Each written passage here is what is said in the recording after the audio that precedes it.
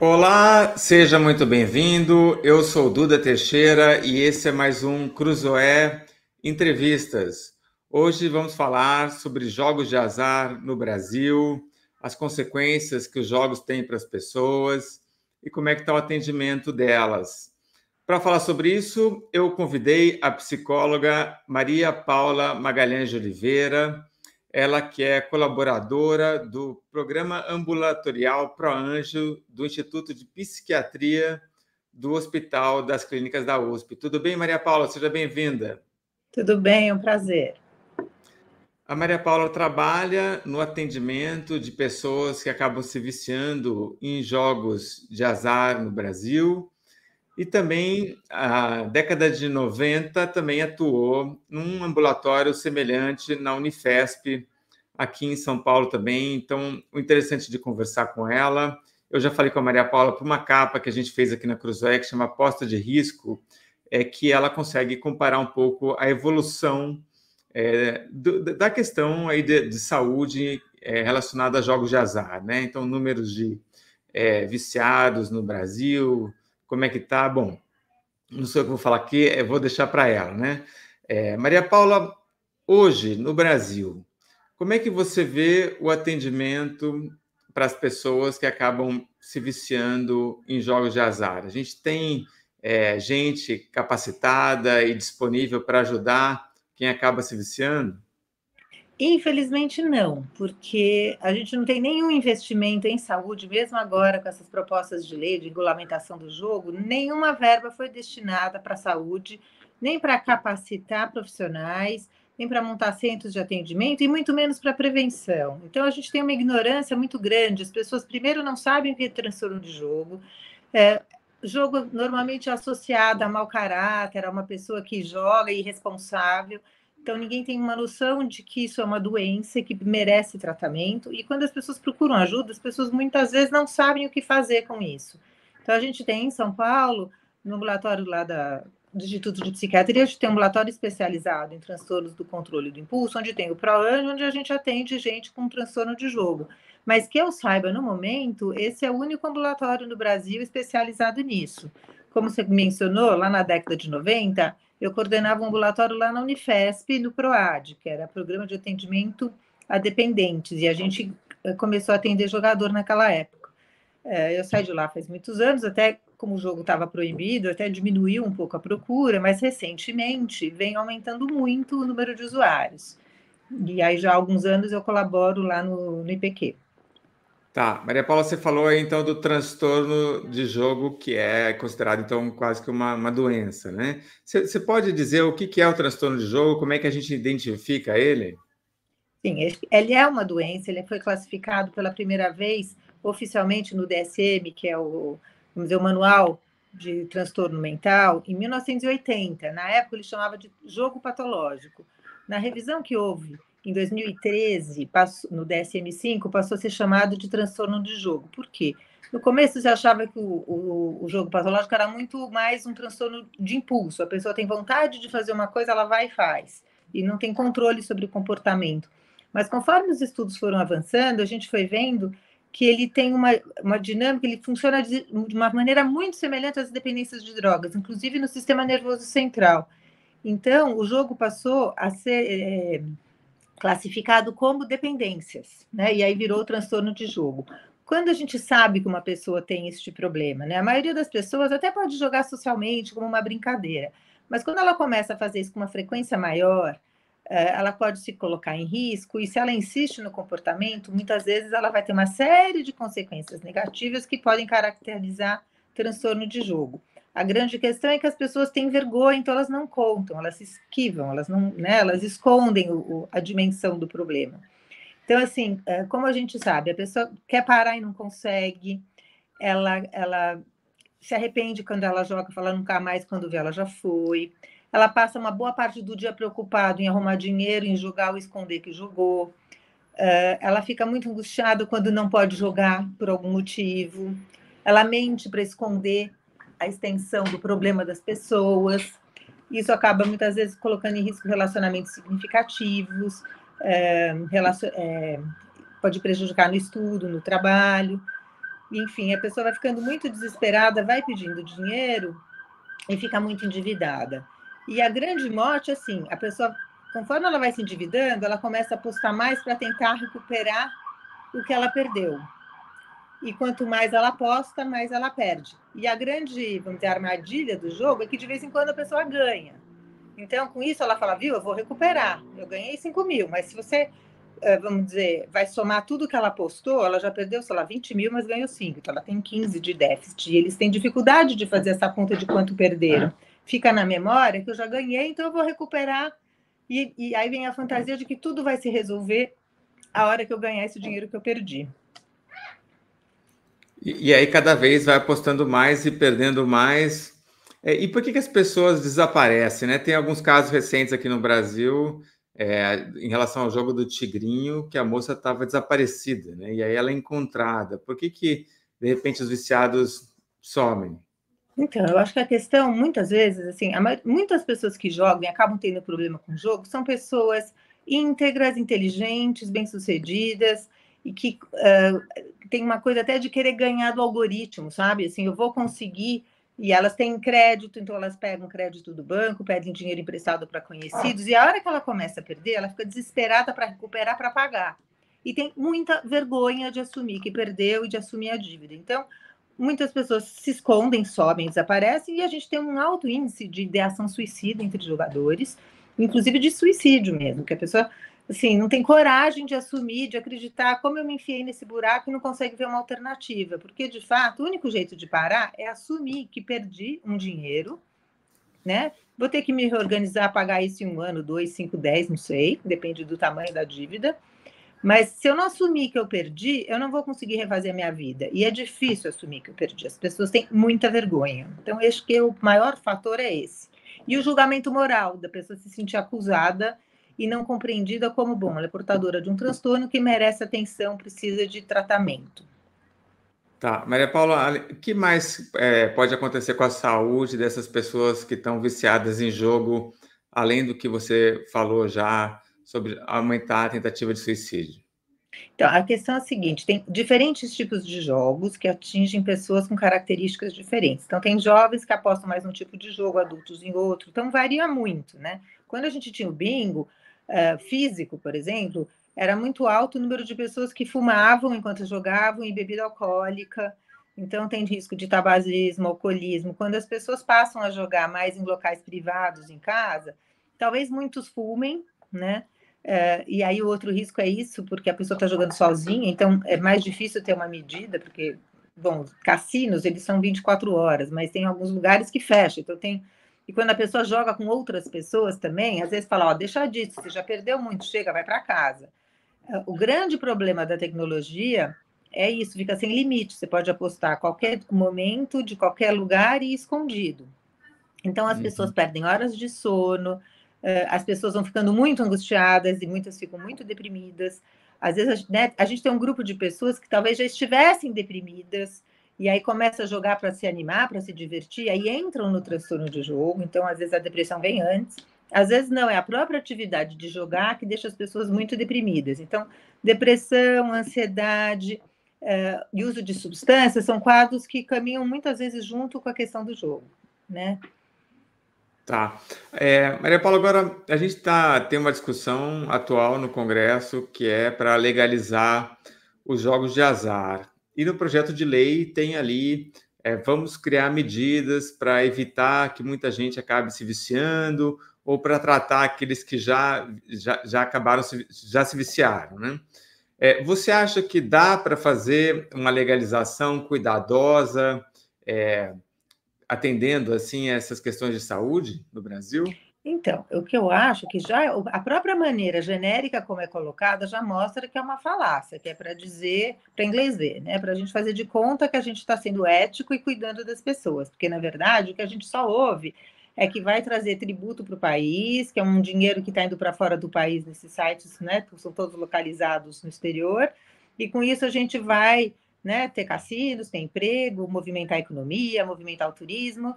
E ninguém fala de quem sustenta isso, porque quem joga por lazer de vez em quando não vai deixar uma grana significativa. As pessoas que de fato apostam e perdem muito são as pessoas portadoras de transtorno de jogo. E assim, a gente está vendo jovens de 20 anos perdendo 200 mil reais. Quer dizer, é muito alto. E aí, então, dizer que vai cuidar da saúde não tem verba destinada, não tem nenhum tipo de especificação de que tipo de tratamento pode ser oferecido. É só olhar o que a gente faz com o usuário de drogas e álcool, né? A gente tem um serviço bem fraco, né? Então, é difícil acreditar que vai se organizar uma coisa mais estruturada para jogo. Por exemplo, o que a gente percebe é que desde que legalizaram, né, a questão das apostas em esportes, os bets, assim, multiplicou de um jeito indiscriminado as propagandas, de um jeito absurdo, sem nenhuma restrição, não tem nenhuma política responsável que limite a propaganda, que limite por... em outros países, a gente observa que tem regras muito rígidas quando eles legalizaram o jogo. Restrição de horário de propaganda, mensagem obrigatória de feedback enquanto a pessoa joga, de que aquilo pode ser um transtorno, a probabilidade de ganho e perda. Tem uma série de medidas que, de alguma maneira, podem minimizar a redução de danos. Aqui não se fala nisso. A propaganda está liberada, o tratamento não existe e prevenção não se fala. As pessoas não sabem o que é transtorno de jogo e, né, a gente está sendo bombardeado por propaganda, inclusive dizendo que é um investimento. Uma pesquisa recente da Folha mostra que uma grande porcentagem achava que estava investindo. E tem muito mais gente, entre aspas, investindo nas apostas do que, por exemplo, fazendo aplicação financeira. Então, eu acho que é bem complicado. Eu acho que essa lei provavelmente favorece, né, segmentos bem específicos que estão há muitos anos tentando legalizar o jogo, sem ser séria, né, sem organizar de um jeito que proteja o jogador. Quer dizer, isso então de querer, olha, a gente legaliza e nós vamos criar uma rede de atendimento, ou vamos criar regras para evitar muita propaganda. A gente já tem no Brasil um aumento das pessoas que estão se viciando em jogos de azar, e nada disso aconteceu até agora, né? Não se criou uma super rede de atendimento e as propagandas estão soltas aí. Se o Brasil fosse competente para fazer isso, já teria feito, certo?